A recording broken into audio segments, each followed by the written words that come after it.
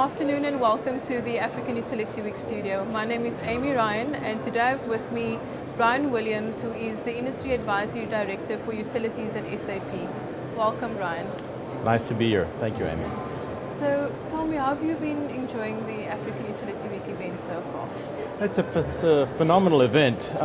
Really surprised by the quality of the exhibitors and the spectrum of solutions that are being covered. So well done. You took part in a panel discussion, or was it a presentation that you gave yesterday? Right. Can you raise some of the main discussion points that you tried to get across to the attendees? Right. Yeah, so the really big takeaway from my session to the audience was the convergence of information technology, operations technology, and the Internet of Things. In our case, we were specifically addressing the role of information technology in the context of technical and non-technical losses for transmission and distribution grids. And our point of view is that the amount of data that is required to correctly identify what investments should be made is an opportunity that has the potential to impact billions of dollars of investment, and at the same time to help utilities in Africa to optimize their investments and do the risk investment trade-off. Okay. My second question is around the deployment of smart grid technologies and Internet of Things technologies. What are some of the concerns that have been raised by some of your clients, utility clients in Africa, around the deployment of those?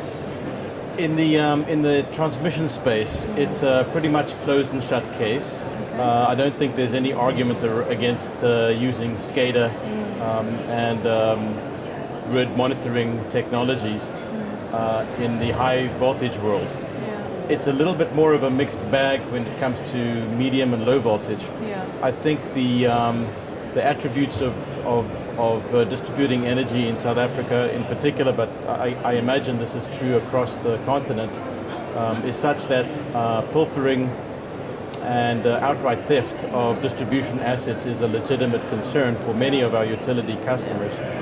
And so one has to be a lot more pragmatic. Yeah. And the role of the Internet of Things, as it were, I see would be more around the mass distribution, if you will, the mass application of very cheap sensors to detect perhaps the pilfering or the otherwise interference of these assets. So, for example, picking up vibration signatures and the like when folks are messing with the assets.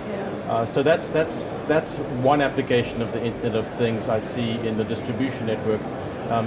If one goes a step further, and this came from the floor as well, and I was glad to receive the question, what does this look like from a consumer's perspective? And I think, one thing about Africa that we can all agree with is the widespread adoption of wireless technologies, mobile phones, is unprecedented. It's remarkably rapid. And I see there the potential for the behind the meter, if you will, or the direct to the consumer interaction with customers and between customers and utilities being a secondary way of monitoring the grid itself. So for example, if your customer knew how to quickly complain or raise the alert that there is a drop in service, then that would enable the utility to react that much faster. Okay. Can you raise maybe some of the points around devising maybe innovative strategies around how to sustainably reduce technical losses? So, going on from that pragmatic streak, on the one hand, in the simple case where the pilferage or the energy theft is evident, then one of the other panelists on the conversation yesterday brought up alternative transformers and switchgear that is not cooled with oil and is not using copper in its coils. So in the obvious case, that is the solution to improve the efficiency of the distribution grid. But I think what is less obvious and more important, and this is in response to a question from one of the gentlemen from the South African utility, is the very difficult challenge of doing the investment risk trade-off. So for example, in any given metro area in South Africa, there are probably many hundreds of thousands, at least many tens of thousands of transformers that are distributed through the network. And the question is, in your annual budgeting program to renew your fleet, first of all, which of those transformers, for example, should you be replacing? And alternatively, what would happen if you didn't replace them? Yeah. So that risk investment trade-off, looking into the future 3, 4, 5 years, is a difficult challenge that every single one of my customers, irrespective of continent or country, faces.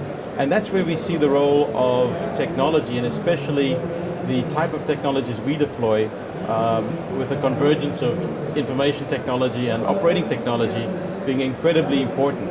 In short, what we see is our utilities being able to analyze asset health indicators in near real time and make, again, in near real time, these trade-offs between what the investment should be and what, just as importantly, the risks to the network will be if they don't make the investment. Are there any maybe strategies around losses, non-technical and technical losses, that are maybe have been successful overseas that maybe can be deployed here in Africa and would work for African utilities as well? Well, in the conventional sense, absolutely. So using big data and high-speed analytics, for example, in Brazil, we have customers that are able to geospatially monitor and using historical trend consumption of not just a customer but a pocket of customers to infer if that customer is now behaving in a way that's a little bit odd given their previous consumption patterns. And so that's one way to detect especially non-technical losses across the consumer base. On the technical losses side though, that's where we look at what I mentioned earlier, the monitoring of the grid itself. And I think the big picture there for us is the balancing of the network. If in a perfect world we would be living on a copper flat plate and distribution would be perfect. And of course that's not possible. So every utility has to balance this investment versus revenue potential of laying copper or aluminum into the ground, such that you're reaching the most number of customers with just the right amount of investment. And in that case, the balance of technical losses again becomes this analytical trade-off between how much to invest in my network versus how much revenue I can expect to earn back. Okay. And then this risk analysis or trade-offs that you mentioned. Right. Is there like kind of maybe plug-and-play solutions or platforms that are available for utilities to be able to do this? Or is it a more, not one directional approach? Is it many different? Good question, and it's a difficult one to answer. So I work in many different countries, and I'll tell you that it's really only the UK that I can say with confidence that a standard exists that is provided by the regulator for all the electrical utilities, especially the distribution utilities, to use. So in their case, there is a plug-and-play solution for following a prescriptive approach to calculating asset health indicators to solve this difficult problem. Having said that, everywhere else in the world, you're pretty much on your own. Okay. And so what you'll find is this tension between the regulator and the utility trying to make this justification for their capital budget on an annual basis. And you know how it goes in South Africa, right? So the utility will ask for X billions of rand and the regulator will come back with a lower number, almost always. And so I think the role of analytics is really important for the utility to grasp and take advantage of. So, as I mentioned earlier, if the utility really understands and has a handle on the asset health indicators, then they can say to the regulator, look, this is the legitimate reason for my capital requirements for the following year. And if you don't grant me these investments, this is the elevated risk that this network is going to experience in the coming years. And I think that's where we're at now with every utility. And so, no two countries will be exactly the same, but we have learned lessons around the world, and I think we can apply those in the African context as well. And then finally, Brian, what are your top 3 predictions for the African power sector over the next 1 or 2 years? So, this is a little bit divergent from my presentation yesterday around IT, OT, and IoT. And so, when I stand back and look at what I see globally and how those trends apply in Africa, I think some are absolutely upon us, and I'm just waiting to see what's going to happen. And I'd say the number one is electromobility. Okay. In every model that I've looked at, and the projection of the uptake of electromobility into countries has surpassed the most ambitious projections. And I can't wait to see African entrepreneurs climb on the bandwagon and use electromobility in ways that we couldn't anticipate so far. Imagine mass transit networks of taxis that are electromobile. On the one hand, it's an immediate bump and revenue angle for many of the metro utilities. And I know, for example, the city of Cape Town has a flat revenue line, and here you have an opportunity to sell energy to a hungry market. So that's the one part. The other part of it is, I think, electromobility has the interesting characteristic that you'll have a vehicle driving around your network that is itself a mini power station of sorts. It has its electrical capacity in its battery, and I think that has some interesting implications, especially in the African context, where you could move energy, say, from an inner city area, a built-up area, out to a rural area. So that's the one part. The second big takeaway I would warn all utilities, especially in Africa, to pay attention to is the role of renewables. So, what people don't always grasp with renewables, as much as they are very exciting and they're the wave of the future, they have the interesting characteristic of zero marginal cost. So the extra watt of energy from the sun costs you no more than you already have invested. And so what we're seeing in Europe, for example, is the zero marginal cost driving negative pricing. So the big picture here is that I see a world, and it's not a very far distant world, where the cost of energy itself could effectively be free. Now, I'm not saying that'll happen, but imagine that the cost pressure on electricity is going to continue to decline. So if you're a utility and you depend on energy revenues, it's time to rethink your business model. And so, what I would propose there is to think what people are doing with the electricity. Obviously electromobility is one target, but typically people buy comfort. So utilities need to reconsider what it is that the consumer is in fact wanting to buy. And that leads me to the third point, and that is customer intimacy.